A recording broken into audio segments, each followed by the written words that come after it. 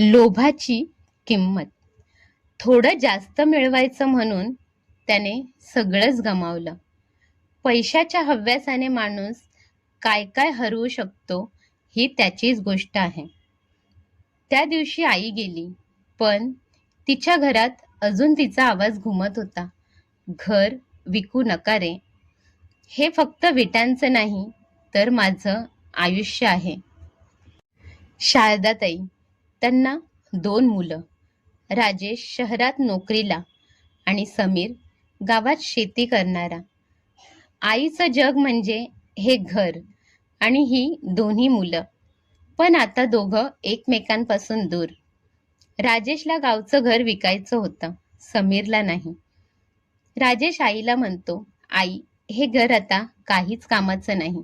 विकून टाकू आणि पैसे आम्ही वाटून घेऊ. समीरला हे मान्य नव्हतं. तो म्हणाला, नाही दादा, हे घर विकायचं नाही. हे आपलं वडिलोपार्जित घर आहे. घर विकायचं म्हणजे आपल्या आठवणी विकायच्या.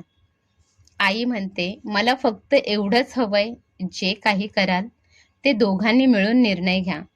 काही दिवस दोघांचे वाद चालू असतात, घर विकायचं की नाही ते. पण त्या दोघांचा निर्णय होण्याआधीच आई आजारी पडते आणि या आजारपणातच आई देवाघरी जाते. आई गेल्यानंतर तिच्या कपाटात एक लेटर सापडतं. त्यात लिहिलेलं असतं, या घराचा मालकी हक्क माझ्या दोन्ही मुलांना समान आहे. पण राजेश समीरचं काहीच ऐकायला तयार नसतो आणि शेवटी तो घर विकण्याचा निर्णय घेतो. समीर विरोध करतो, पण मोठ्या भावाचा दबदबा असल्यामुळे घर विकलं जातं. आई असताना त्याने सांगितलं होतं, जे पैसे मिळतील ते दोघे भाऊ वाटून घेऊ. ठरल्याप्रमाणे राजेश समीरला अर्धी रक्कम देतो. समीरला राहायला आता घर नसतं. तो गावातच एक छोटीशी झोपडी बांधून राहू लागतो. शहरात त्या पैशातून राजेश नवीन व्यवसाय सुरू करतो. पण काही वर्षातच तो बुडतो. नोकरी, पैसा, सन्मान सगळं हातातून निसटतं. गरिबीमुळे बायको घर सोडते. मुलं दूर होतात. आता तो पूर्णपणे कंगाल झाला होता.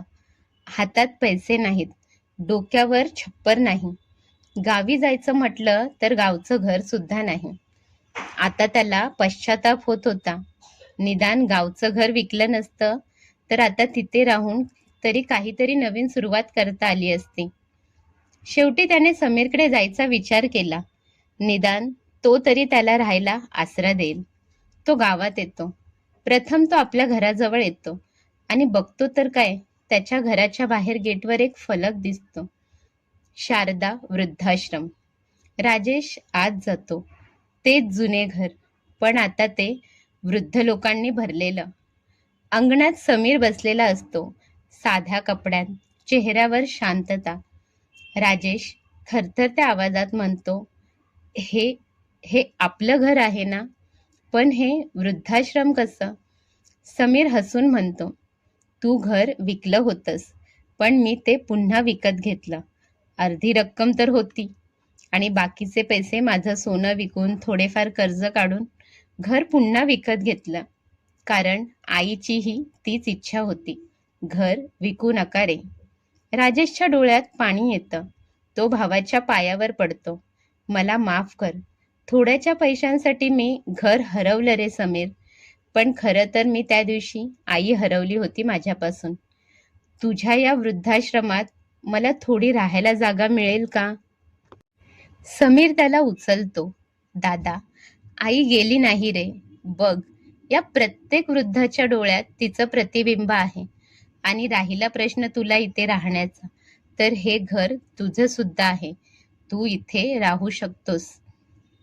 राजेश समीरला म्हणतो, मी फक्त वयाने तुझ्यापेक्षा मोठा आहे, पण खरा समजूतदार तर तू आहेस. दोघेही भाऊ एकमेकांना मिठी मारून रडू लागतात. पैसा माणसाला मोठं करू शकतो, पण माणुसकी विसरली की नाती लहान पडतात. आईची संपत्ती म्हणजे घर नव्हे, तिची शिकवण, तिने केलेले संस्कार असतात. घर विटांनी नाही, आठवणींनी बांधलेलं असतं. आणि त्या आठवणी विकल्या की माणूसही एकटा पडतो. कथा आवडली असेल तर एक लाईक करा, आपल्या प्रियजनांसोबत शेअर करा आणि अशाच मराठी कथा ऐकण्यासाठी चॅनल सबस्क्राईब करा. धन्यवाद.